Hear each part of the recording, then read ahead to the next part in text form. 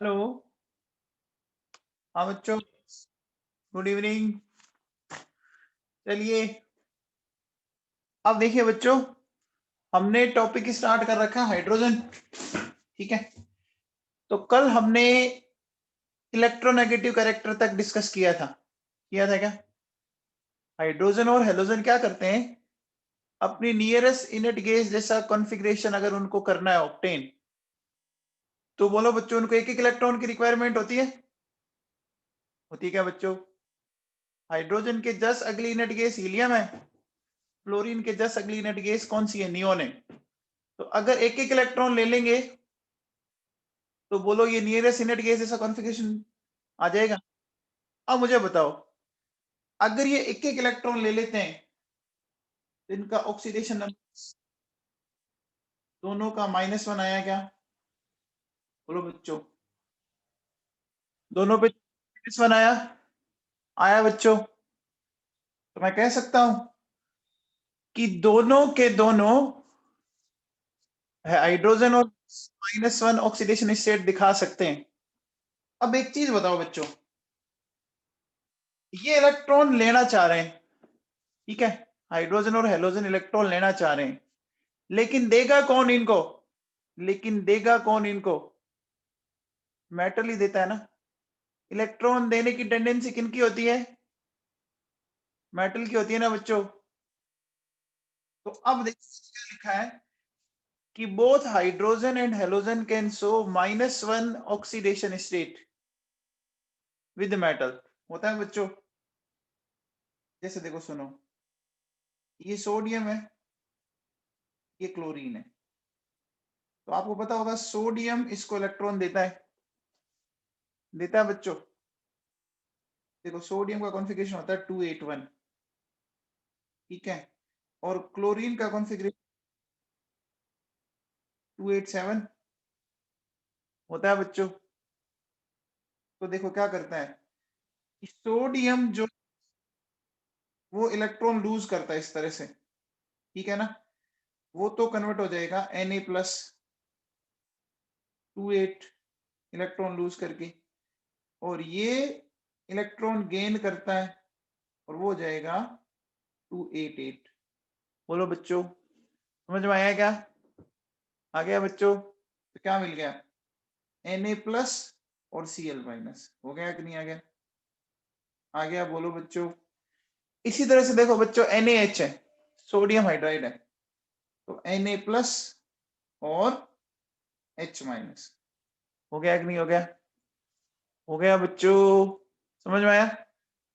अब मुझे बताओ बच्चों, अगर मैं सोडियम क्लोराइड, ठीक है, और सोडियम हाइड्राइड इनका इलेक्ट्रोलाइसिस करूं, ये दोनों एनाइन है ना बच्चों, ये दोनों एनाइन है। एनाइन एनाइन कहां पे जाके रिलीज होंगे?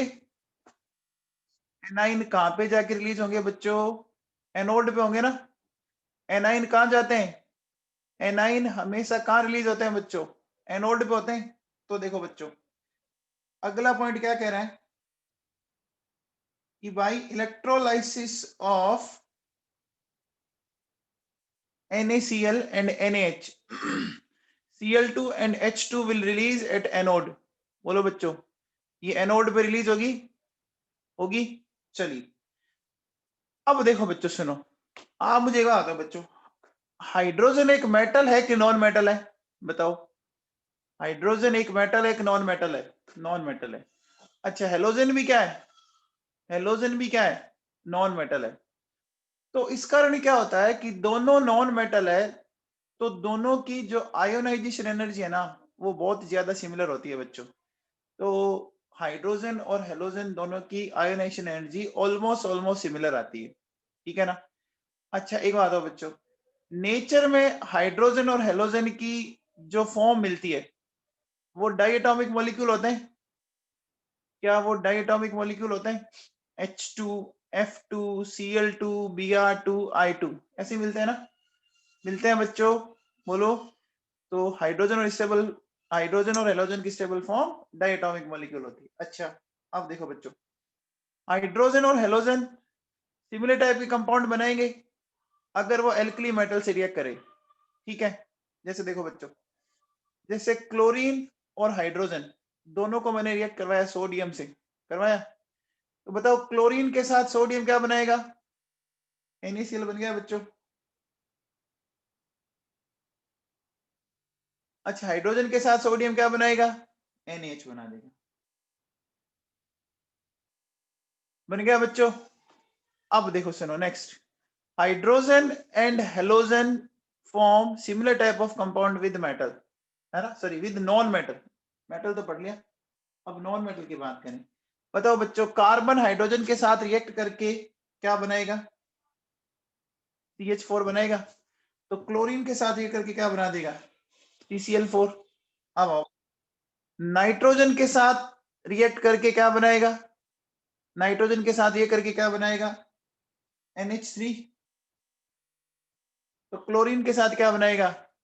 NCl3। अच्छा बताओ, ऑक्सीजन के साथ रिएक्ट करके हाइड्रोजन क्या बनाएगा? H2O। तो यहाँ क्या बन रहा है देखो, Cl2O। बन रहा है कि नहीं बन रहा है? बन रहा है क्या? बोलो, ये समझ में आया? तो इसका मतलब एक बात बताओ, क्या हाइड्रोजन की प्रॉपर्टी हेलोजन से भी मिलती है? क्या हाइड्रोजन की प्रॉपर्टी मिलती है बच्चों? मिलती है। अब मुझे एक बात बताओ बच्चों, जब प्रॉपर्टी इनसे मिलती है, ठीक है ना, तो अगर प्रॉपर्टी इनसे मिल रही है तो हम इसको यहां भी रख सकते हैं, हम इसको यहां पर भी रख सकते हैं बच्चों, रख सकते हैं। अरे यार विश्वजीत, NCl3 क्यों हुआ? क्या मतलब हुआ? नाइट्रोजन की वैलेंसी क्या होगी? अरे यार ये चंडू आदमी एक नंबर।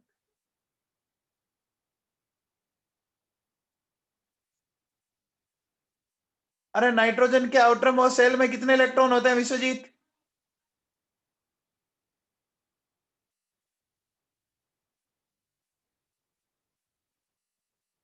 5 होते हैं।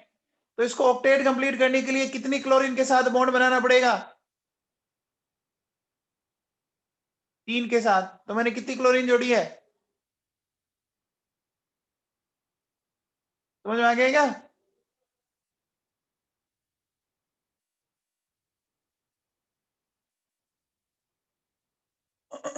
अब देखो बच्चों सुनो, position of hydrogen is not fix till today. बोलो बच्चों, हाइड्रोजन की पोजीशन आज तक भी फिक्स नहीं है ना? नहीं है ना बच्चों? इसलिए इसको अपन क्या नाम देते हैं? नोटोरियस एलिमेंट बोलते हैं इसको, ठीक है ना। इसको क्या बोलते हैं बच्चों? Notorious.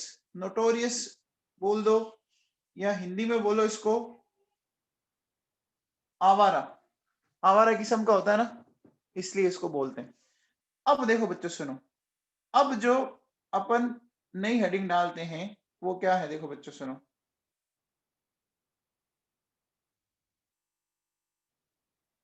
Compounds of hydrogen. Hydrogen के कंपाउंड लेते हैं बच्चों। तो हाइड्रोजन का जो सबसे बेस्ट कंपाउंड, जो सबसे काम आता है, वाटर होता है बच्चों। वाटर हाइड्रोजन और ऑक्सीजन का कंपाउंड है।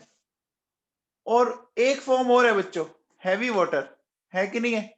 वाटर और हैवी वाटर है दो, ठीक है ना।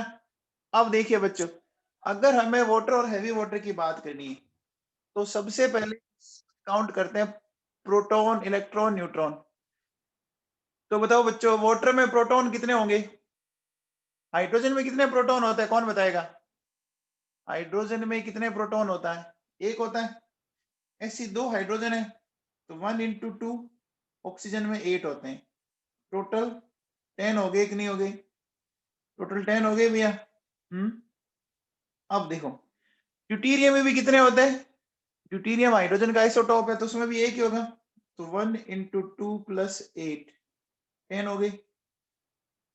अब बात करते हैं नंबर ऑफ इलेक्ट्रॉन की। मुझे एक बात बताओ, जितने प्रोटॉन होंगे उतने ही इलेक्ट्रॉन होंगे, होंगे कि नहीं होंगे?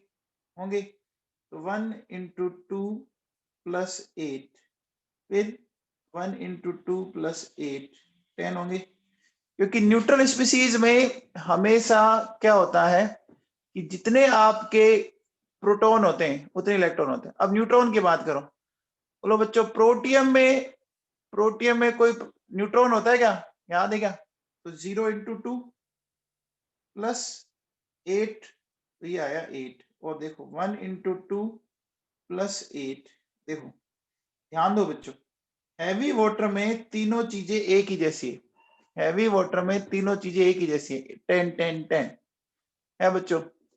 अरे समझ में आया? अब देखो बच्चों, मोलिकुलर वेट की बात करें तो आपको पता होगा ऑक्सीजन का एटॉमिक वेट 16 होता है। ऑक्सीजन का एटॉमिक वेट 16 होता है। तो 1 इंटू 2 प्लस 16, 18 हो गया क्या? हो गया बच्चों। इसका देखो 2 इंटू 2 प्लस 16, ये कितना हो गया? 20 हो गया। हो गया बच्चों, कोई डाउट नहीं। अब आ जाओ बच्चों, बात कर लेते हैं बॉइलिंग पॉइंट की। बच्चों एक बात बताओ, याद है क्या? Van attraction force directly proportional to molecular weight होता है। Van attraction force directly proportional to molecular weight होता है ना? फिर देखो, जिसका मॉलिक्यूलर वेट ज्यादा उसके boiling point and melting point भी ज्यादा होंगे ना? अरे boiling point and melting point ज्यादा होगी, चेक करो। देखो वाटर का बॉइलिंग पॉइंट है आपका 100 डिग्री सेल्सियस, और हैवी वाटर का बच्चों कितना? 101.5 डिग्री सेल्सियस, है कि नहीं है? अरे है बच्चों, बॉइलिंग पॉइंट ज्यादा है। अब देखो वाटर का फ्रीजिंग पॉइंट, अच्छा बच्चों आप बताओ वाटर का फ्रीजिंग पॉइंट क्या होता है? वाटर का फ्रीजिंग पॉइंट क्या होता है? 0 डिग्री सेल्सियस।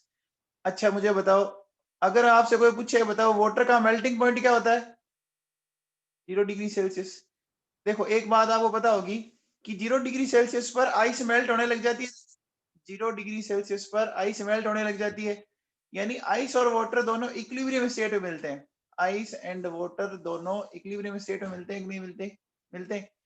तो फ्रीजिंग पॉइंट या मेल्टिंग पॉइंट जो है वो दोनों का 0 डिग्री सेल्सियस है ना? फ्रीजिंग पॉइंट या मेल्टिंग पॉइंट दोनों 0 डिग्री सेल्सियस है। अब मुझे बताओ हैवी वाटर का इससे ज्यादा है या कम है? हैवी वाटर का ज्यादा होगा ना? ज्यादा होगा बच्चों, तो 3.8 डिग्री सेल्सियस है बच्चों। अब देखो ये तो डाटा है बच्चों, याद करने पड़ेंगे, इसमें मैं कुछ नहीं कर सकता। अच्छा मैक्सिमम डेंसिटी वाटर की कब मिलती है? मैक्सिमम डेंसिटी वाटर की देखो 4 डिग्री सेल्सियस पर मिलती है, और हैवी वाटर की मिलती है आपको 11.2 डिग्री सेल्सियस पर।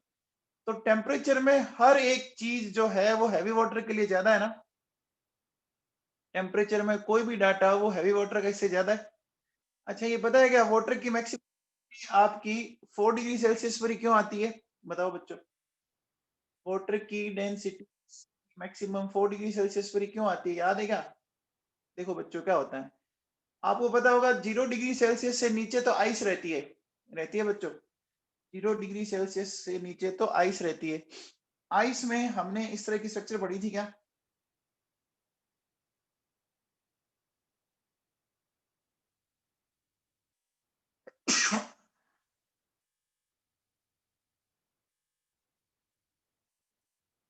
ऐसे पढ़ी थी बच्चों, याद करो। ऐसा पढ़ा था हाइड्रोजन बॉन्ड। अब देखो बेटा क्या होता है कि इनके बीच बीच में ये बहुत सारी खाली जगह पड़ी है। पड़ी है कि नहीं पड़ी है? पड़ी है ना? अब मुझे बताओ बच्चों, ये जो आइस है वो 0 डिग्री सेल्सियस है उसके नीचे मिलेगी? आइस है जो 0 डिग्री सेल्सियस और उसके नीचे मिलेगी। अब मुझे बताओ, जब आप टेम्परेचर बढ़ाओगे तो बोलो बच्चों हाइड्रोजन बॉन्ड ब्रेक होंगे? बोलो बच्चों हाइड्रोजन बॉन्ड टूटेंगे? अब बताओ जब हाइड्रोजन बॉन्ड टूटेंगे तो जो ये मॉलिक्यूल है वाटर के, ये मॉलिक्यूल एक दूसरे के पास पास आएंगे कि नहीं आएंगे? बोलो बच्चों, जब एक दूसरे के पास पास आएंगे तो वॉल्यूम कम हो जाएगा ना? जो बीच वाला स्पेस है वो कम होगा। अरे बच्चों समझ पा रहे हो मेरी बात, मैं क्या समझाना चाह रहा हूँ? भैया जब ये बीच वाला जो फ्री स्पेस है ये कम होना शुरू होगा ना? होगा बच्चों। और 4 डिग्री सेल्सियस पर ये स्पेस सबसे कम हो जाता है। 4 डिग्री सेल्सियस पर ये स्पेस एकदम कम हो जाता है, ठीक है ना? तो वॉल्यूम कम होगा तो डेंसिटी क्या होती है? Mass upon volume. वॉल्यूम कम तो डेंसिटी ज्यादा आगी। आगी क्या? आगी बात समझे बच्चों? अब एक चीज बताओ मेरे को, इससे ज्यादा टेम्परेचर पर क्या होगा? अगर इसके बाद भी अपन टेम्परेचर बढ़ाए तो क्या होगा? आप मुझे बताओ बच्चों, अपन टेम्परेचर बढ़ाते गए तो फिर क्या होगा, पता है क्या? देखो बच्चों, वाटर का वेपोराइजेशन होना शुरू हो जाएगा ना, वाटर का वेपोराइजेशन शुरू हो जाएगा और वापस मॉलिक्यूल की डिस्टेंस बढ़ेगी, मॉलिक्यूल की डिस्टेंस बढ़ेगी तो वॉल्यूम बढ़ेगा, वॉल्यूम बढ़ेगा तो डेंसिटी कम हो जाएगी। ठीक है ना? ठीक है बच्चों, अब देखो बेटा सुनो, एक नॉर्मल सा डाटा ये है कि जो नॉर्मल वाटर होता है, नॉर्मल वाटर के 6000 पार्ट में एक पार्ट आपका हैवी वाटर होता है ना? नॉर्मल वाटर के आपके 6000 पार्ट में एक वाटर हैवी वाटर होता है। मतलब अगर 6000 लीटर हैवी वाटर है, सॉरी नॉर्मल वाटर है, तो उसमें 1 लीटर आपको हैवी वाटर मिल सकता है, जिसको अपन कैसे सेपरेट कर सकते हैं बच्चों? जिसको अपन सेपरेट करते हैं बच्चों बाय फ्रैक्शनल डिस्टिलेशन। किसके द्वारा?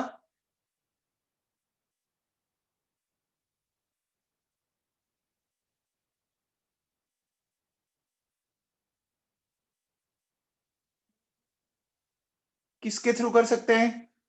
फ्रैक्शनल डिस्टिलेशन के थ्रू कर सकते हैं।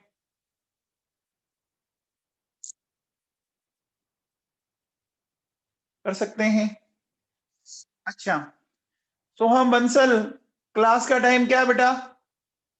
बंसल साहब, सोहम बंसल, क्लास का टाइम क्या है?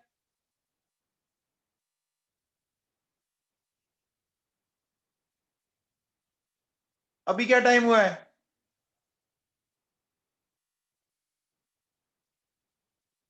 आपको मैंने पहले भी बोला बेटा, क्लास अटेंड करनी तो टाइम से आओ ना, फिर क्या समझ में आएगा आपको?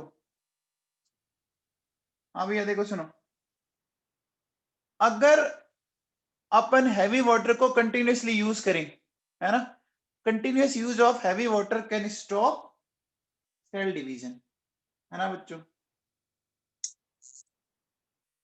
अगर आप हैवी वाटर का कंटिन्यूस यूज करते हो बच्चों, ठीक है ना, अगर आप हैवी वाटर का कंटिन्यूस यूज करोगे तो क्या हो जाएगा? सेल डिवीजन रुक जाएगा।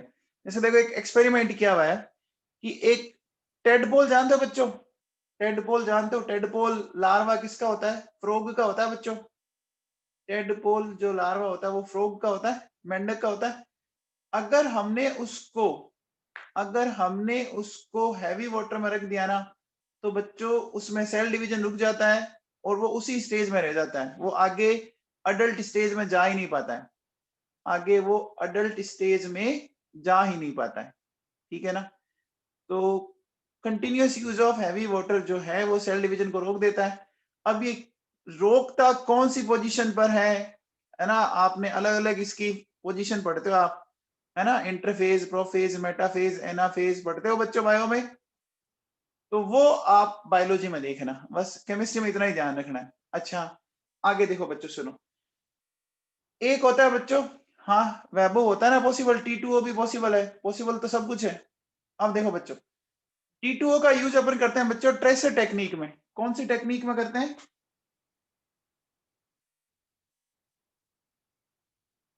ये ट्रेसर टेक्निक समझते हो बच्चों? कई बार आपने नाम सुना है कि मोबाइल का जो नंबर है वो ट्रेस किया जा रहा है, मोबाइल के नंबर को ट्रेस किया जा रहा है, खोजा जा रहा है, पता किया जा रहा है ना?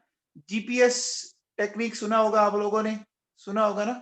ट्रेकर होता है, कई बार आपने कोई चीज मंगवाई तो वो आपको एक लिंक देता है कि साहब आप अब अपने जो भी आपने मंगवाया है उस चीज का आप ट्रैक कर सकते हो, कर सकते हो ना बच्चों? ट्रेकर होता है।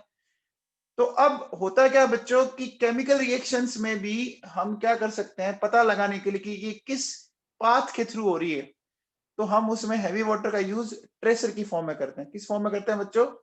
ट्रेसर की फॉर्म में करते हैं। ठीक है ना? और इसको अपन डिस्कस करेंगे लेटर ऑन ऑर्गेनिक केमिस्ट्री में। ठीक है बच्चों? अच्छा, आपने कभी न्यूक्लियर रिएक्टर पढ़ा है बच्चों? न्यूक्लियर रिएक्टर पढ़ा आप लोगों ने कभी? बोलो। न्यूक्लियर रिएक्टर में बच्चों पता है क्या, न्यूट्रॉन्स निकलते रहते हैं, है ना? न्यूक्लियर रिएक्टर में न्यूट्रॉन्स का रोल होता है ना? अब ये न्यूट्रॉन अगर बहुत रैपिडली निकलते रहे, तो वहां पर बच्चों हीट बहुत ज्यादा जनरेट होती है, चेन रिएक्शन होती है ना। तो हम क्या करते हैं बच्चों, उसकी स्पीड को कम करने के लिए क्या करते हैं, D2O का यूज करते हैं, मॉडरेट करने के लिए, ना बहुत ज्यादा फास्ट ना बहुत ज्यादा स्लो।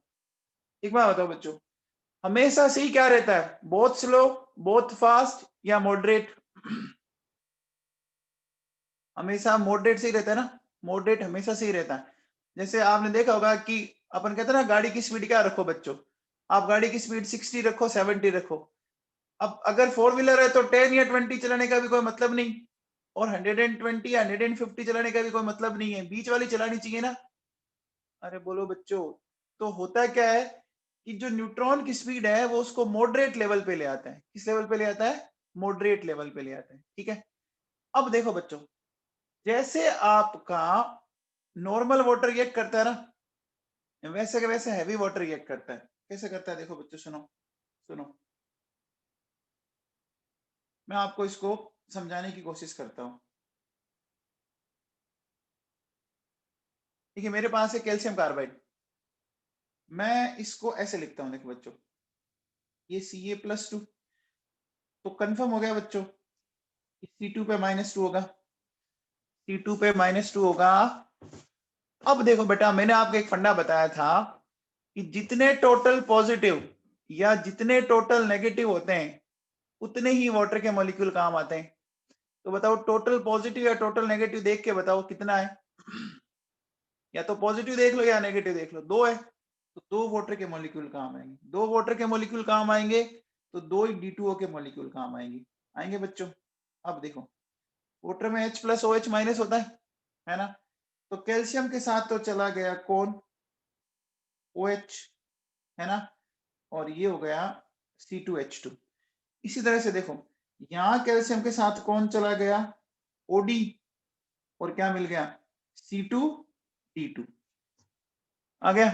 तो जैसे ऊपर वाली है बच्चों एसिटिलीन, तो नीचे वाले को अपन बोलेंगे ड्यूटीरो एसिटिलीन। क्या बोलेंगे, ड्यूटीरो एसिटिलीन, ठीक है। अब आओ बच्चों, Al4C3 की बात करते हैं, है ना बच्चों। तो Al4C3 की बात करें तो इसमें कितने एल्यूमिनियम है, एल्यूमिनियम कितने हैं बच्चों, 4 है ना। हर एल्यूमिनियम पे चार्ज क्या होता है, 4Al+3 होगा बच्चों, 4Al+3 हुआ। तो अब देखो बच्चों, यहां अगर अपन कार्बन की बात करें तो 3 कार्बन पे चार्ज होगा, फिर -4, तभी तो नेट +12 हुआ क्या, तभी तो नेट +12 हुआ क्या, समझ में आई बात। अब बताओ, टोटल पॉजिटिव या टोटल नेगेटिव चार्ज कितना हो गया, टोटल पॉजिटिव या टोटल नेगेटिव 12 हो गया। तो कितने मॉलिक्यूल काम आएंगे, 12 मॉलिक्यूल काम आ जाएंगे। ये लो 12 मॉलिक्यूल काम लेगा, ले लिया बच्चों। इसी तरह से यहाँ भी 12 मॉलिक्यूल काम ले लो, ले लिया। तो अब देखो बच्चों क्या करेंगे, यहाँ आपको मिल जाएगा 4 मोल्स ऑफ AlOH3, ठीक है, और मिल गया 3 मोल्स ऑफ CH4, ठीक है। यहाँ देखो बच्चों, 4 मोल्स ऑफ AlOD3 और ये मिल गया 3 मोल्स ऑफ CD4, ड्यूटीरोमीथेन। हो गया बच्चों, रिएक्शन समझ में आई क्या, विश्वजीत सिंह जी आपको समझ में आई क्या, विश्वजीत सिंह जी।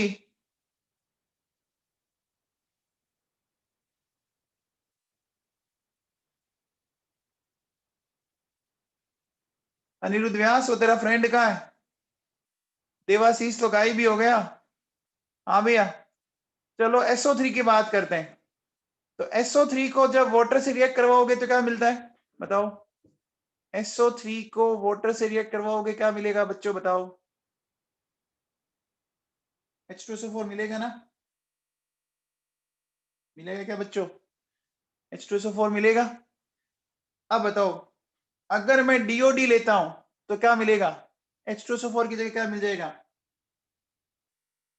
D2SO4। देखो बच्चों ऐसे सुनो ना, आपने समझा था क्या, देखो ये H2SO4 है, इसमें से अगर मैं वाटर निकाल दूं तो पीछे क्या बचा, SO3 बचा क्या, H2SO4 में से मैं वाटर निकाल दूं तो ये मैंने कहीं पढ़ाए थे क्या, ये बच्चों मैंने कहा पढ़ाए थे, याद करो, एनहाइड्राइड पढ़ाए थे आप लोगों को कहीं पर। एसिड में जो हाइड्रोजन है उसको निकाल दो बाहर। अरे निकाल सकते हो क्या? पढ़ाए थे, एनहाइड्राइड पढ़ाए थे मैंने आयनिक इक्विलिब्रियम के अंदर। इसी तरह से बच्चों बताओ, अगर मैं आपसे बोलूं कि मेरे को H3PO4 का एनहाइड्राइड बताना है, बताओ बच्चों, H3PO4 का एनहाइड्राइड बताओ। H3PO4 का एनहाइड्राइड कौन बताएगा? H3PO4 का एनहाइड्राइड कौन बताएगा? बच्चों आपको पता है इसमें से हाइड्रोजन निकालना है, सारी हाइड्रोजन निकालनी है, तो एक मॉलिक्यूल से तो पार नहीं पड़ी ना, एक मॉलिक्यूल से तो पार नहीं पड़ेगी ना, तो कितने मॉलिक्यूल ले ले? कितने मॉलिक्यूल ले ले बच्चों? 2 मॉलिक्यूल ले ले। 2 मॉलिक्यूल लेते ही बच्चों मुझे बताओ टोटल हाइड्रोजन कितनी हो गई? टोटल हाइड्रोजन कितनी हो गई? 6। 6 हाइड्रोजन से कितने वाटर निकल सकते हैं? 6 हाइड्रोजन से कितने वाटर निकल सकते हैं? 3 निकल सकते हैं क्या? 3 वाटर निकल गए बच्चों। 3 वाटर निकलने के बाद, है ना बच्चों, 3 वाटर निकलने के बाद आप एक चीज बताओ बच्चों कि पीछे क्या, बताओ पीछे ये बचा क्या? P2O5 बच गया, पीछे ये बच गया क्या? P2O5। टोटल 2 मोल लिए मैंने, टोटल 2 मोल लिए। अरे बच्चों समझ में आया क्या? बच्चों समझ में आया? अब उल्टा करूं, अगर मैं P2O5 को वापस 3 मोल्स ऑफ वाटर दे दूं, P2O5 को वापस अगर मैं 3 मोल्स ऑफ वाटर दे दूं तो वापस क्या हो जाएगा? बताओ बच्चों, H3PO4 बन जाएगा क्या? अरे बोलो बच्चों, समझ में आया क्या? अरे एनहाइड्राइड पढ़ाए थे ना बच्चों। अब बताओ, जैसे सपोज अगर मैं आपसे बोलूं कि मेरे पास HNO3 है, HNO3 का एनहाइड्राइड बताओ, HNO3 का एनहाइड्राइड बताओ, बोलो बच्चों। एक मॉलिक्यूल से वाटर बन सकता है क्या? एक मॉलिक्यूल में तो एक हाइड्रोजन है, तो मैंने क्या बोला था कि डबलिंग कर लो, 2 मोल ले लें। अब बोलो बच्चों, 2 मोल लेके अगर आप वाटर निकाल दोगे तो पीछे क्या बच गया? देखो N2O5 बच गया क्या? बच गया बच्चों? आया समझ में? अरे समझ में आया? तो बताओ अगर मैं N2O5 को वापस 1 मोल वाटर दे दूं तो क्या बन जाएगा? N2O5 को वापस 1 मोल वाटर दे दूं तो HNO3 बन जाएगा ना? बन जाएगा बच्चों? ये समझ में आ गया? ठीक है, चलिए बच्चों, अब आओ बच्चों, अब बात करते हैं अपन बच्चों क्या, इसके केमिकल नेचर की। ठीक है ना? अपन बात करते हैं बच्चों इसके केमिकल नेचर की। तो नेचर में देखिए बच्चों क्या है, केमिकल नेचर में सीखते हैं। सबसे पहले लेते हैं बच्चों एम्फोटेरिक नेचर। ये एम्फोटेरिक नेचर बच्चों मैंने कहां समझाया था? याद है क्या? ये एम्फोटेरिक नेचर मैंने कहीं समझाया था बच्चों, याद करो। विश्वजीत सिंह समझाया था? विश्वजीत सिंह जी कहां समझाया था? अभी आप लोगों को मैंने आयनिक इक्विलिब्रियम पढ़ाया था पिछला चैप्टर, है ना? आयनिक में अपन एक थ्योरी पढ़ी थी, ब्रोंस्टेड-लोरी कॉन्सेप्ट पढ़ा था, ब्रोंस्टेड-लोरी कॉन्सेप्ट पढ़ा था। वहां हमने इसको डिस्कस किया था कि ये एसिड और बेस दोनों की तरह काम कर सकता है। देखो बच्चों, ये सभी HCl है, सीधे प्रोटॉन ले लेता है, ले लेता बच्चों, HCl से प्रोटॉन लिया तो क्या मिल गया? देखो H3O+ और Cl- हो गया क्या? HCl से इसने प्रोटॉन ले लिया, तो देखो बच्चों ये एसिड था तो ये बेस हो गया, है ना? अब एसिड से H निकलने के बाद क्या बन जाता है बच्चों? वो याद है क्या? एसिड से H निकलने के बाद वो क्या बन जाता है? अरे कॉन्जुगेट बेस बन जाता है ना। और बेस में H जुड़ने के बाद वो किस में कन्वर्ट हो जाता है? बेस में H जुड़ने के बाद वो कॉन्जुगेट एसिड में कन्वर्ट हो जाता है। उल्टा हो जाता है बच्चों, एसिड है तो बेस, बेस है तो एसिड, और नाम क्या क्या लग जाता है? कॉन्जुगेट। क्या कॉन्जुगेट का कंसेप्ट मैंने पढ़ाया आप लोगों को? क्या कॉन्जुगेट का कॉन्सेप्ट मैंने पढ़ाया आप लोगों को आयनिक इक्विलिब्रियम के अंदर? पढ़ाया है ना? अगली बात करते हैं वाटर और अमोनिया। ये क्या कर सकता है, अब वाटर प्रोटॉन दे रहा है, अब वाटर प्रोटॉन दे रहा है, तो देखो बच्चों क्या हो गया, NH4 plus and OH minus. तो देखो वाटर अब काम कर रहा है एसिड की तरह और ये काम कर रहा है बेस की तरह। ये हो गया कॉन्जुगेट एसिड और ये हो गया कॉन्जुगेट बेस। समझ में आया? अरे समझ में आया? तो वाटर प्रोटॉन दे भी सकता है और वाटर प्रोटॉन ले भी सकता है, कर सकता है ना, वाटर प्रोटॉन दे भी सकता है और ले भी सकता है। तो एम्फोटेरिक हो गया। अब देखो बच्चों, आप याद करो, हमने पढ़ा था ऑटो प्रोटोलाइसिस, याद है क्या? सेल्फ आयोनाइजेशन कहां पढ़ा था? ये ऑटो प्रोटोलाइसिस या सेल्फ आयोनाइजेशन कहां पढ़ा था? कहां पढ़ा था? इक्विलिब्रियम में पढ़ाया था बच्चों, पढ़ाया था बच्चों, इक्विलिब्रियम में पढ़ाया था ना। तो देखो बेटा, एक वाटर का मॉलिक्यूल क्या कर रहा है, अपना H प्लस इसको देता है बच्चों, दे सकता है, देती, देखो क्या हो गया, H3O plus and OH minus हो गया, H3O plus and OH minus, याद है क्या? अरे बोलो बच्चों, अपने पढ़ा था ionic product of water, ionic product of water पढ़ा था क्या? पढ़ा था। ये चीजें तो बच्चों पढ़ी हुई है आप लोगों ने सारी, कुछ ये चीजें तो आप लोगों ने पढ़ रखी है।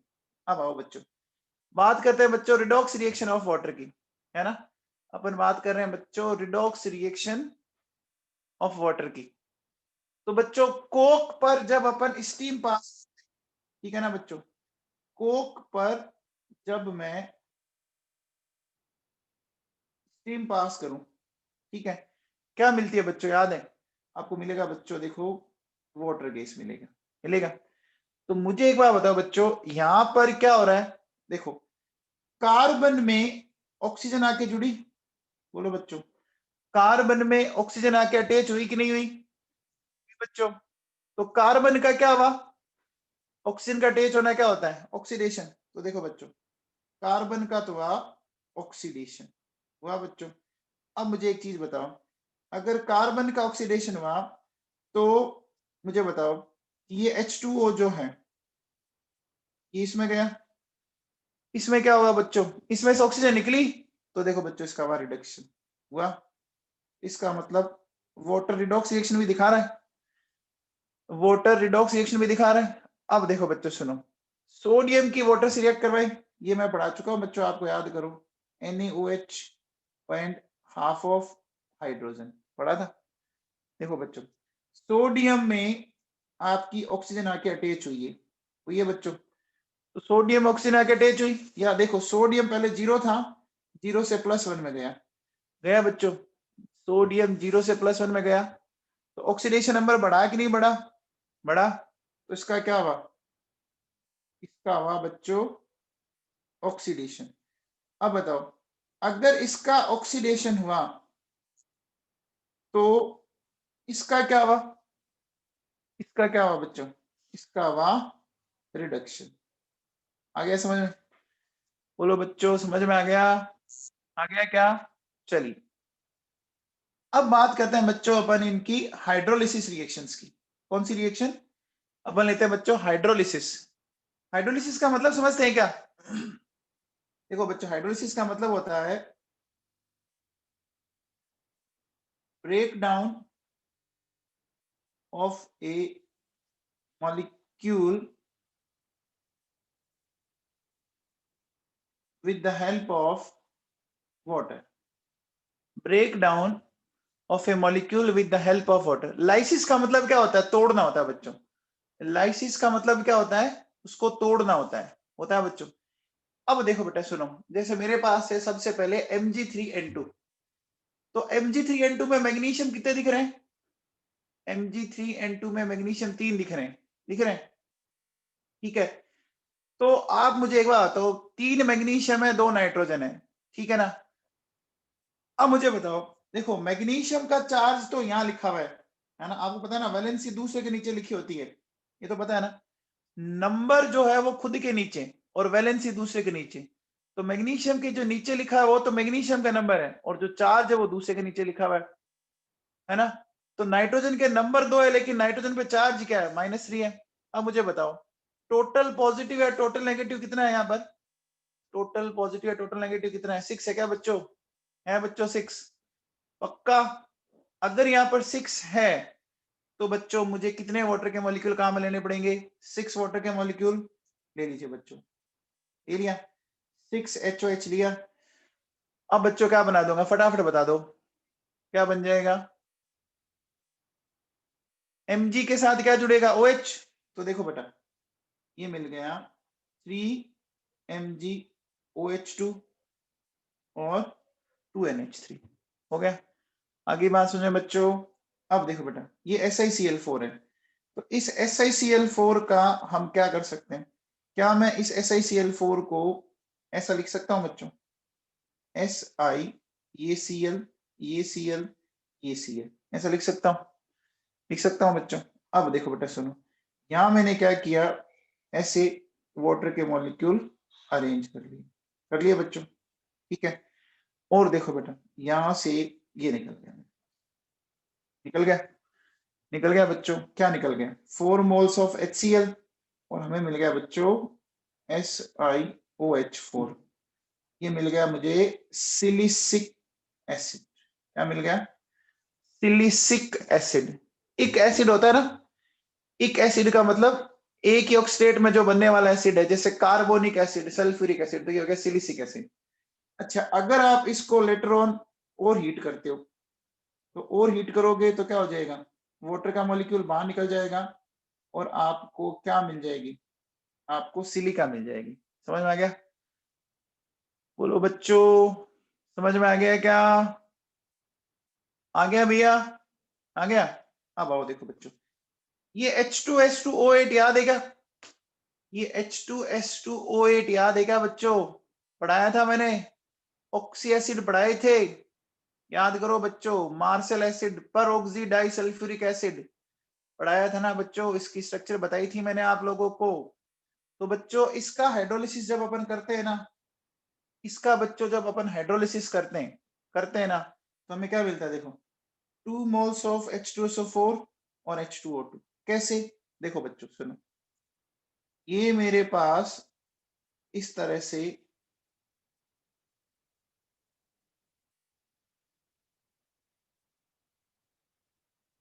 ये है, ठीक है। अब देखिए, अगर मैं यहां से बात करूं आपसे, ध्यान सुनना, इस बॉन्ड की बात करते हैं अपन, ऑक्सीजन और सल्फर की, है ना। तो मुझे बताओ बच्चों, इस बॉन्ड के अकॉर्डिंग किसकी ईएन ज्यादा है? ऑक्सीजन और सल्फर में से किसकी ज्यादा है बच्चों? ऑक्सीजन की ज्यादा है ना। तो ऑक्सीजन तो क्या करेगा बच्चों? नेगेटिव चार्ज बियर करेगा, और सल्फर करेगा पॉजिटिव चार्ज बियर करेगा बच्चों। तो देखो, वाटर का H एंड वाटर का OH-, ऐसे लिखेंगे क्या? बोलो बच्चों। इसी तरह से देखो, इसमें भी अपन ऐसे करेंगे बच्चों, इसमें भी अपन ऐसा ही करेंगे क्या? HOH, ये नेगेटिव, ये पॉजिटिव, ये नेगेटिव, ये पॉजिटिव, ऐसे तोड़ेंगे क्या?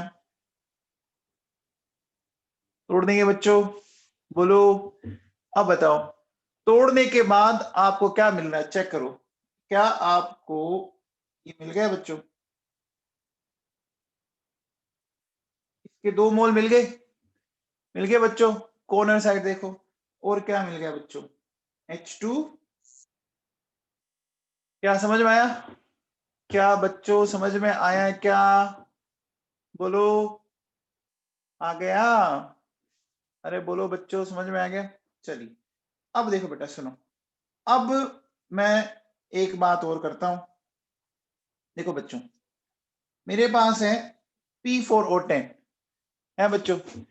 P4O10 को क्या P2O5 भी लिख सकता हूं क्या?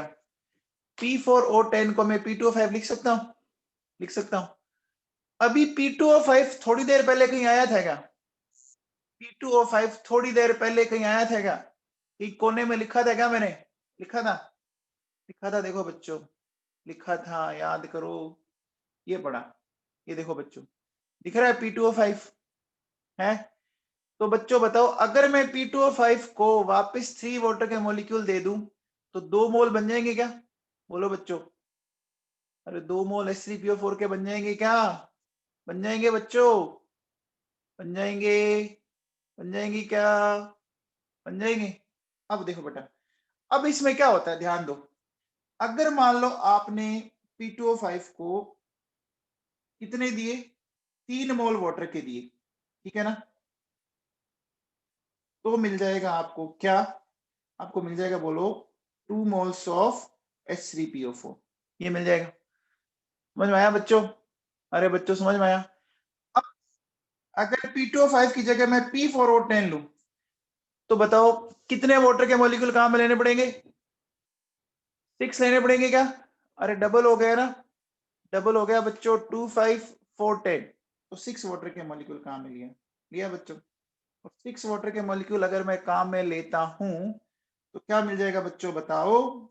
आपको मिल जाएंगे 4 मोल्स ऑफ H3PO4। ये बात समझ आई? आई बच्चों? अच्छा अब देखो बच्चों सुनो, मान लो P2O5 को आपने 1 मोल ही वाटर दिया, है ना, P2O5 को आपने 1 मोल ही वाटर दिया, तो बोलो बच्चों ये ऐसा बन गया क्या? H2P2O6, ऐसा मिल गया क्या? H2P2O6। इसको मैं ऐसा लिख सकता हूं क्या? 2 मोल्स ऑफ HPO3। अरे बच्चों इसको ऐसा लिख सकता हूं क्या? P2O5 में 1 मोल वाटर जोड़ के मैं H2P2O6 या HPO3 लिख सकता हूं। ये पढ़ा था क्या? ये एसिड कहीं पढ़ा था क्या बच्चों? रिडॉक्स रिएक्शन में पढ़ाया था ना। क्या नाम है इसका? इसका नाम बताओ बच्चों।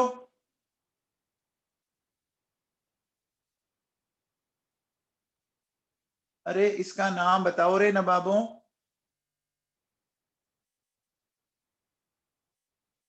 अरे इसका नाम था मेटाफॉस्फोरिक एसिड।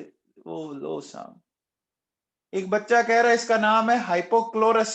यार इतना तो ब्लेंडर मत कर, इसमें तेरे को क्लोरीन दिख रहा है क्या? है? इसमें क्लोरीन दिख रहा है तेरे को?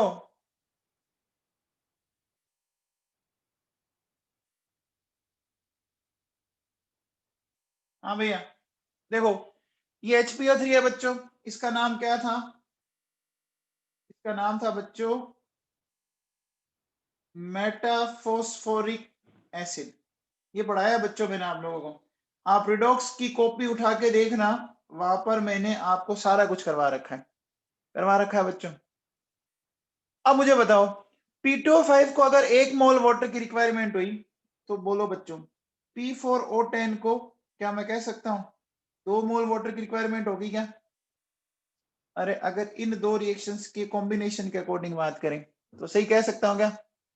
तो बोलो बच्चों इसको मैं ऐसा लिख सकता हूं H4, बोलो बच्चों P4 और O12, ऐसा कह सकता हूं H4P4O12, या इसको मैं ऐसा लिख सकता हूं, बोलो 4 मोल्स ऑफ HPO3। बोलो कह सकते हैं? आ गया क्या समझ में? अरे भाई लोगों समझ में आ गया क्या? ठीक है भैया, तो ये हमने कौन सी रिएक्शन पढ़ी बच्चों? ये हमने कौन सी रिएक्शन पढ़ी? कौन सी रिएक्शन पढ़ी बच्चों? हाइड्रोलिसिस। किसी भी मॉलिक्यूल का वाटर के मॉलिक्यूल के द्वारा ब्रेक डाउन हो जाना हाइड्रोलिसिस रिएक्शन से। हो गया बच्चों?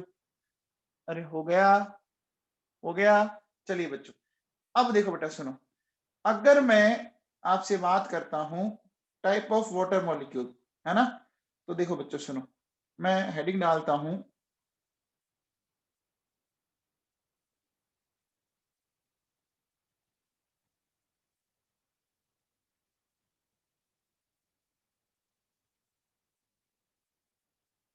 Type of water molecule. इसमें देखो बच्चों, सबसे पहले लेते हैं अपन बच्चों, कौन सा? अपन लेते हैं बच्चों, देखो कोऑर्डिनेटेड वाटर, ठीक है ना। कौन सा वाटर लिया मैंने? Coordinated water. मतलब समझते हैं कोऑर्डिनेटेड वाटर का मतलब? समझे? देखो, when H2O molecule forms coordinate bond, है ना, H2O मॉलिक्यूल क्या करता है कि कोऑर्डिनेट बॉन्ड बनाता हूं। जैसे देखो बच्चों सुनो, मैं आपको एक सिंपल सा एग्जांपल देता हूं।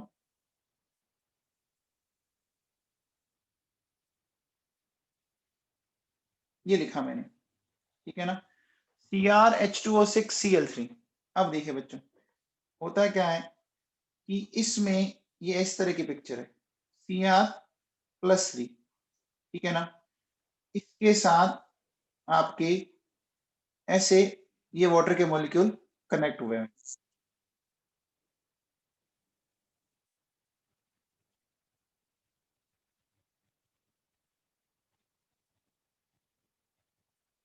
कोऑर्डिनेटेड वाटर तो जानते हो बच्चों, अरे कोऑर्डिनेटेड वाटर जानते हो ना, ये हमने कोऑर्डिनेट कोऑर्डिनेट बॉन्ड में पढ़ाया ना बच्चों, आप लोगों को कोऑर्डिनेट बॉन्ड में पढ़ाया है बच्चों।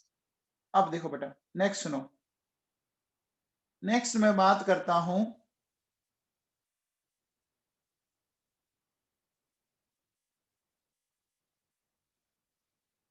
इंटरस्टिशियल वाटर, है ना।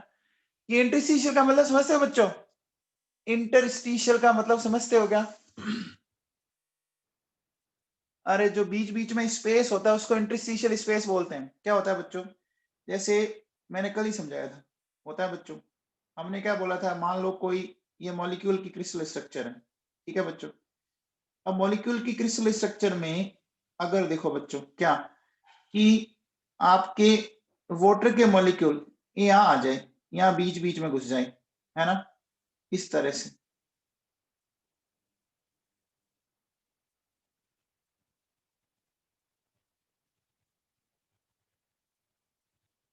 ये घुस सकते हैं, बोलो बच्चों, H2O के मॉलिक्यूल बीच बीच में घुस सकते हैं, ठीक है ना।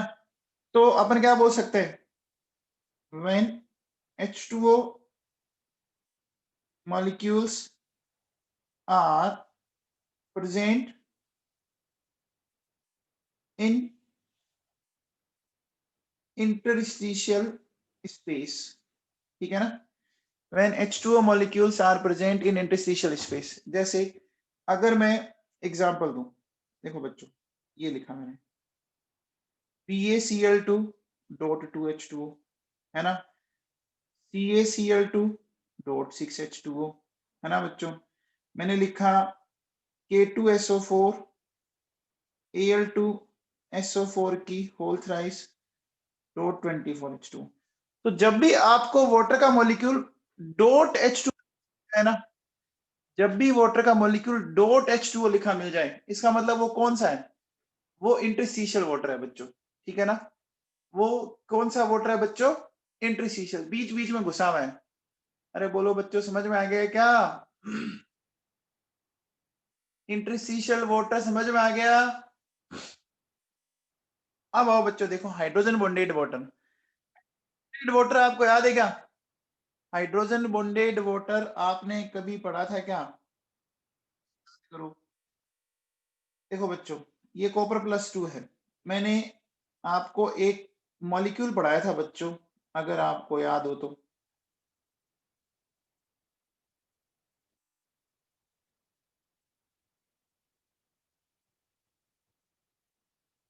ये लिया मैंने, ठीक है। अब देखिए बच्चों, ये मेरे पास, अगर मैं इसकी बात करूं तो मुझे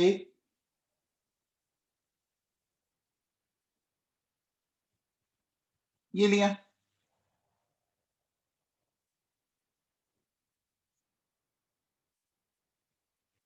एक मिनट बेटा, एक मिनट, ये स्ट्रक्चर मैंने कहीं पढ़ाई थी क्या? ये स्ट्रक्चर मैंने आपको कहीं पढ़ाई थी बच्चों, याद करो।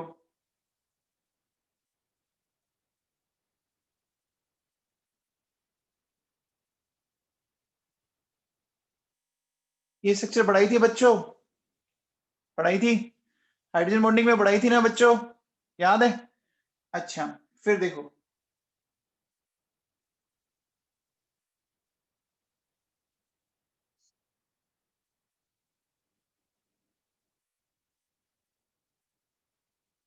ये मिल गया हमें, मिल गया बच्चों, बोलो।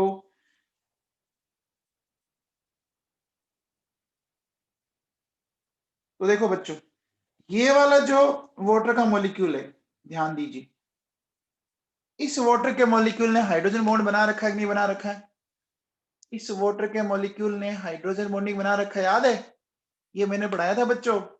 ये ऐसा मॉलिक्यूल है जिसमें आयनिक बॉन्ड भी है, कोवलेंट बॉन्ड भी है, कोऑर्डिनेट बॉन्ड भी है। पढ़ाया था क्या? Ionic bond, covalent bond, coordinate bond. बोलो बच्चों, हाइड्रोजन बॉन्ड, क्या ऐसा पढ़ाया था? क्या ऐसा पढ़ाया था क्या? बोलो बच्चों, पढ़ाया था? आ गया समझ में? आ गया बच्चों? चलो अब देखो बेटा, अपन एक नए टॉपिक पे आते हैं। ये जो टॉपिक है बड़ा इंपॉर्टेंट है, इस टॉपिक से क्वेश्चन अपन पढ़ेंगे बच्चों, हार्डनेस ऑफ वाटर। ठीक है ना? अपन क्या पढ़ रहे हैं बच्चों? हार्डनेस ऑफ वाटर पढ़ेंगे। तो ये हार्डनेस ऑफ वाटर क्या है वो मैं आपको समझाने की कोशिश करता हूं थोड़ी सी। ठीक है ना? हार्डनेस का मतलब कोई बताएगा 11th का बच्चा? हार्डनेस ऑफ वाटर का मीनिंग क्या होता है, कोई बच्चा बताएगा?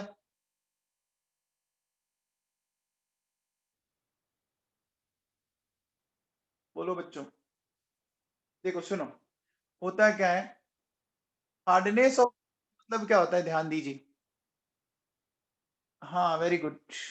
देखिए होता क्या बच्चों, जैसे सपोज मान लो मेरे पास ये एक कंटेनर है। ठीक है? इस कंटेनर में मान लीजिए ये वाटर है। ठीक है? इस कंटेनर में वाटर ले रखा है बच्चों। ठीक है? और इस वाटर के अंदर मैंने एक साबुन डाली। ठीक है? एक सोप डाल दी मैंने। ठीक है बच्चों? इसी तरह से देखो बच्चों, मैंने क्या किया, एक दूसरा कंटेनर लिया। ठीक है? उसमें भी मैंने बच्चों क्या किया, देखिए इसमें भी मैंने वही पिक्चर, ये वाटर प्लस सोप, साबुन डाल दी। अब देखिए बच्चों, हमने क्या देखा कि एक तो आपका ऐसा कंटेनर है जिसमें क्या हुआ बच्चों, जिसमें आपको साबुन के इस तरह के लेदर मिल गए, फॉर्म्स मिल गए। ठीक है ना? साबुन के लेदर, या जिसको आप बोल सकते हो फॉर्म्स मिल गए। ठीक है ना? आगे बात सुने, तो अगर आपको लेदर या फॉर्म मिल गए तो ऐसी कंडीशन में इसका मतलब वो वाटर हमारे काम का है। ऐसे वाटर को बोलते हैं बच्चों सॉफ्ट वाटर। समझ में आ गया? अब देखिए बच्चों, इसमें कोई भी आपके फॉर्म नहीं बने, नो फॉर्म, है ना? कोई फॉर्म या लेदर आपके जनरेट हुआ ही नहीं, झाग बनेगी नहीं बच्चों। तो बच्चों मुझे बताओ ऐसी कंडीशन में इस वाटर को क्या बोलेंगे? हार्ड वाटर को। आ गया बच्चों? पहले समझ में आ गया? बोलो बच्चों, ये बात समझ में आई? आया क्या? अब देखो बच्चों सुनो, तो हार्ड वाटर की डेफिनेशन समझ में आ गई कि ऐसा वाटर जिसके अंदर क्या होता है कि आप साबुन को यूज लो, आप एक सोप को यूज लो और वहां पे उसके झाग ही नहीं बने, तो फिर किस काम की चीज? फिर वो हमारे काम की है क्या? वो वाटर हमारे काम का है बच्चों? अब देखो बेटा, होता क्या पंगा, ध्यान से सुनना। देखो हार्ड वाटर के अंदर बच्चों आपके ये आयंस जो होते हैं वो सोल्यूबल फॉर्म में होते हैं, कैल्शियम+2 एंड Mg+2, है ना? ये आयंस सोल्यूबल फॉर्म में होते हैं। कौन सी फॉर्म में होते हैं?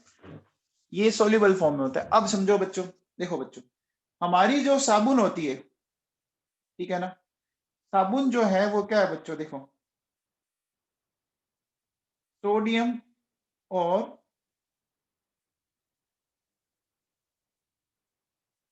Potassium source of higher fatty acids. ठीक है ना? ये क्या होते हैं? सोडियम और potassium source of higher fatty acid. ठीक है ना? जैसे देखो बच्चों, मैंने ये लिया C15H31COON, इसको बोलते हैं बच्चों सोडियम और potassium source of higher fatty acid. Carbon कितने बच्चों इसमें? देखो बहुत सारे कार्बन है ना? अरे बोलो बच्चों, बहुत सारे कार्बन है। अब देखिए बच्चों, जैसे ही हमने इसको वाटर में डाला, ठीक है बच्चों, वाटर में डालते ही ये इस तरह से आयोनाइज हुआ, हो गया बच्चों? ठीक है। अब देखो बेटा सुनो, होगा क्या कि अगर आपका सॉफ्ट वाटर है, ठीक है बच्चों, दो तरह के वाटर लिए हमने, कौन कौन से, सॉफ्ट एंड हार्ड। तो अगर आपका जो वाटर है वो सॉफ्ट वाटर है, ठीक है ना, तो क्या होगा कि C15H31 COO नेगेटिव है ना, इन फ्री फॉर्म। कौन सी फॉर्म है बच्चों, ये फ्री फॉर्म में है ना, और क्या होगा,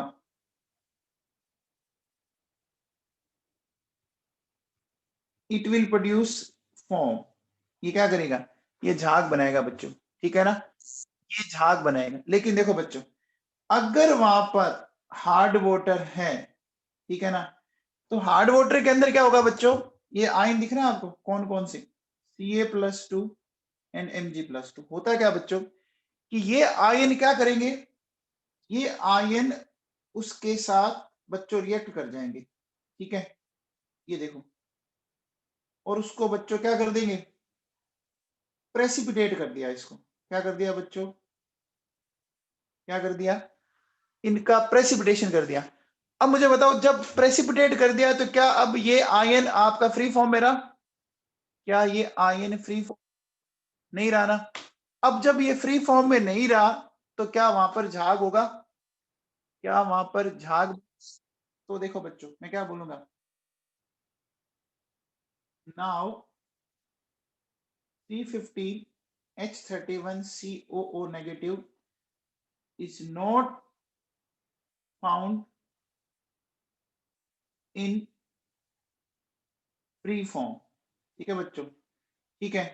तो बोलो बच्चों क्या बोलेंगे, कोई भी झाग नहीं बनेगी, नो फॉर्म। क्या ये बात समझ में आई, अरे बोलो बच्चों समझ में आ गया है क्या। तो हार्ड एंड सॉफ्ट वाटर की डेफिनेशन समझ में आई। देखो बच्चों, हार्ड एंड सॉफ्ट वाटर क्या होता है कि ऐसा वाटर जिसमें आपकी साबुन झाग दे दे, ऐसा वाटर जिसमें साबुन आपकी झाग दे दे तो सॉफ्ट है, ना दे वो हार्ड है। अब साबुन झाग क्यों देती है, जब अपन ने इस साबुन को वाटर में डाला तो ये जो आपको एक बहुत लंबी चौड़ी कार्बन चेन वाला जो आयन मिल रहा है, जब तक ये फ्री फॉर्म में तो ये झाग देगा, है ना। अगर ये फ्री फॉर्म में नहीं रहा, ये तो बच्चों प्रेसिपिटेट होके नीचे बैठ गया, तो अब जब ये है ही नहीं तो फिर साबुन झाग कहां से देगी आपको, समझ में आ गया, अरे बोलो बच्चों समझ में आ गया है क्या, आ गया बच्चों। देखिए, तो हम क्या बोलेंगे, क्या अपन ऐसा बोलेंगे बच्चों, if A water sample does not provide foam with soap, then it is known as hard water, ठीक है ना बच्चों। इसको क्या बोलेंगे, इसको हार्ड वाटर बोलेंगे, इसको हार्ड वाटर बोलेंगे।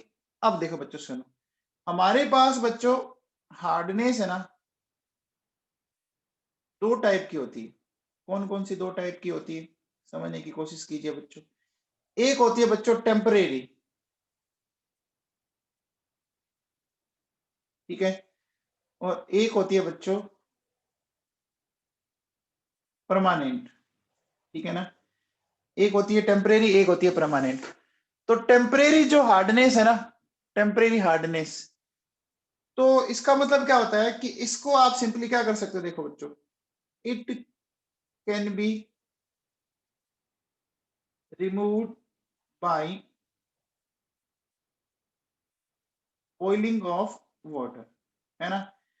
ऐसी हार्डनेस जिसको आप सिंपल वाटर को बॉईल करके हटा दो, है ना, ऐसी हार्डनेस जिसको आप सिंपल वाटर को बॉईल करके हटा दो उसको बोलते हैं टेम्परेरी, है ना। और ये क्या बच्चों, इसको देखो बच्चों, it can not be removed by boiling of water, है ना। इसको आप सिंपल वाटर को बॉईल करके नहीं हटा सकते, समझ में आ गई बात, बोलो बच्चों, अरे समझ में आ गया। टेम्परेरी हार्डनेस क्या होती है, आप वाटर को सिंपल बॉइलिंग कर दो हट जाएगी, वाटर को सिंपल बॉईल कर दो, हट जाएगी। लेकिन जो परमानेंट है ना, वो हटेगी नहीं बच्चों। समझ में आया क्या? आगे बात समझ में? बोलो। अब देखो बच्चों सुनो, देखो टेम्परेरी जो हार्डनेस है ना, वो क्या होती है बच्चों? वो होती है बच्चों, ये होती है, इट इज ड्यू टू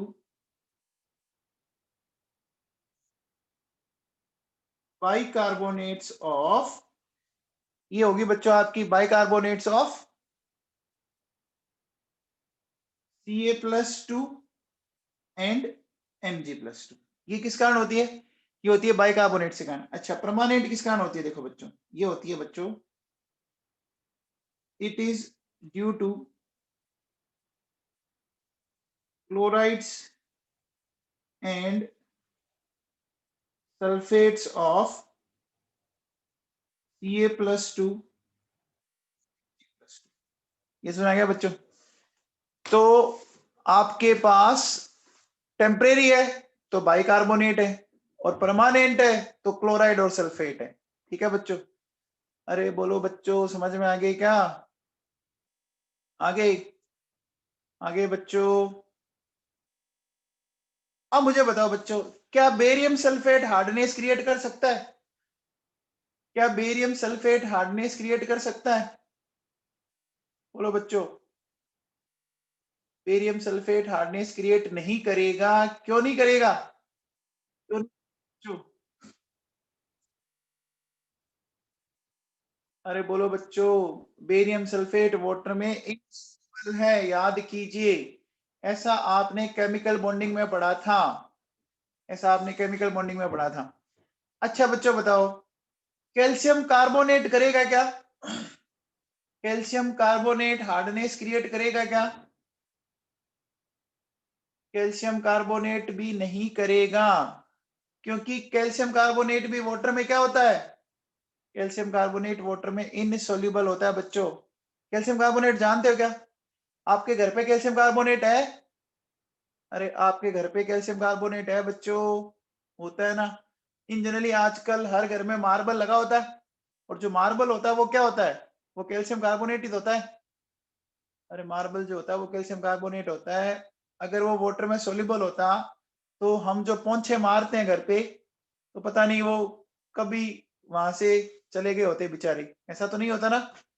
अरे नहीं होता ना बच्चों। ये समझ में आ गया? आ गया बच्चों? अब देखो बच्चों क्या, अब अपन बात करते हैं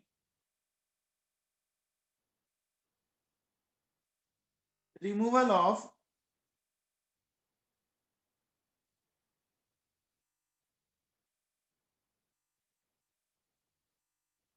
टेम्परेरी हार्डनेस।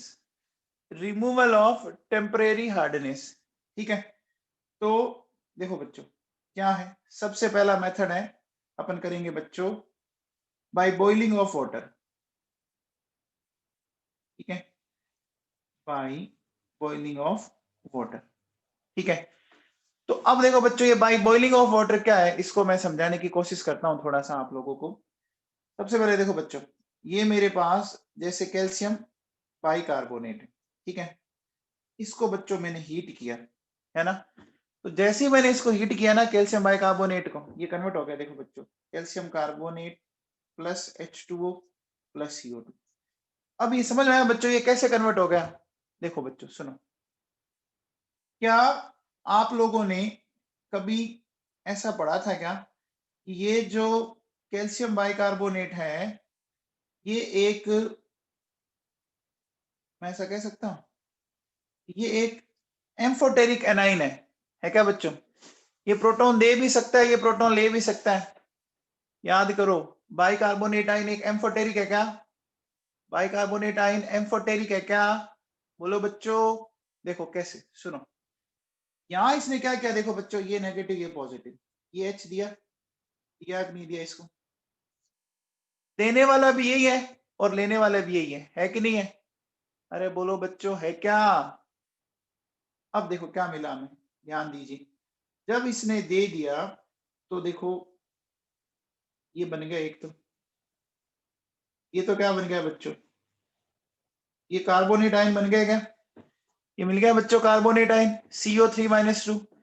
ये तो किसके साथ चला जाएगा, ये कार्बोनेट आयन तो किसके साथ चला जाएगा बच्चों बताओ, कैल्शियम +2 के साथ चला जाएगा। अब देखो बच्चों दूसरा हमें क्या मिला, दूसरा जो हमें मिला उसमें देखो बच्चों ये मिला क्या, उसमें हमें ये मिला है, ये मिल गया बच्चों। अब बताओ एक कार्बन पर 2 वाटर के मॉलिक्यूल हो गए, एक कार्बन पर 2 वाटर के मॉलिक्यूल हो गए, तो ये क्या होगा, ये बच्चों यहां से देखो निकल जाएगा ऐसे, निकला, और निकलते ही ये निकल गया बच्चों CO2 प्लस वाटर। समझ में आया क्या, बोलो बच्चों ये बात समझ में आ गई, रिएक्शन समझ में आ गई क्या, अरे बच्चों समझ में आया क्या, देखो calcium bicarbonate insoluble calcium carbonate में कन्वर्ट हो गया, रिएक्शन समझ में आई, आ गई बच्चों। अब देखो इस तरह से देखो बच्चों, मेरे पास है मैग्नीशियम बाइकार्बोनेट, ठीक है बच्चों, इसको भी हमने हीट किया, तो हीट करने पर क्या होता है, ये ऐसे टूट गया। अब देखो बच्चों सुनो होता क्या है इसमें, थोड़ा सा मामला सुनना।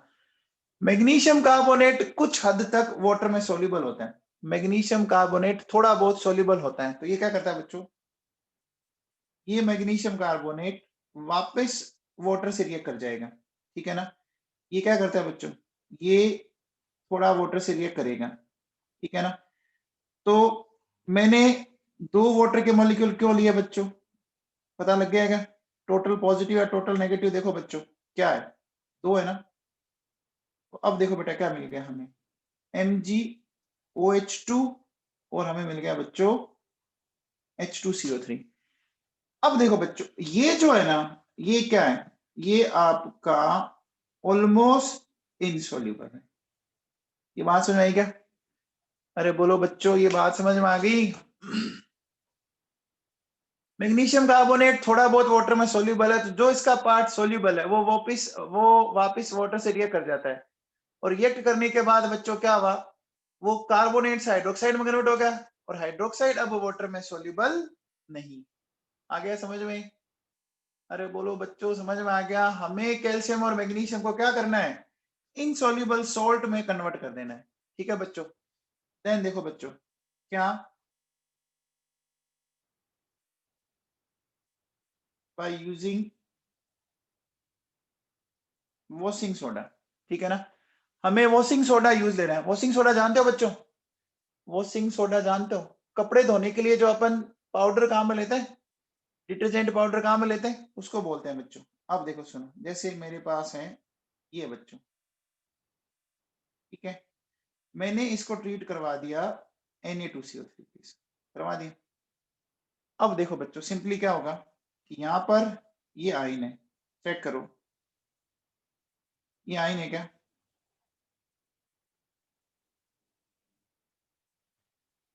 है बच्चों, अब ध्यान दीजिए क्या होगा, ये चला जाएगा इसके साथ और ये चला जाएगा, तो जाएगा, देखो क्या मिल गया, हमें मिल गया बच्चों CO3, ये तो प्रेसिपिटेट हो जाएगा, और क्या मिल गया बच्चों 2NaHCO3 मिल गया। इस तरह से देखो बच्चों, ये बच्चों मैग्नीशियम बाइकार्बोनेट और मुझे मिल गया Na2CO3 मिल गया, ये भी क्या करेगा, ये बना देगा बच्चों MgCO3 और आपको मिल जाएगा 2 मोल्स ऑफ NaHCO3। ये समझ में आ गया क्या बच्चों, सिंपल आयन का एक्सचेंज हो गया बच्चों।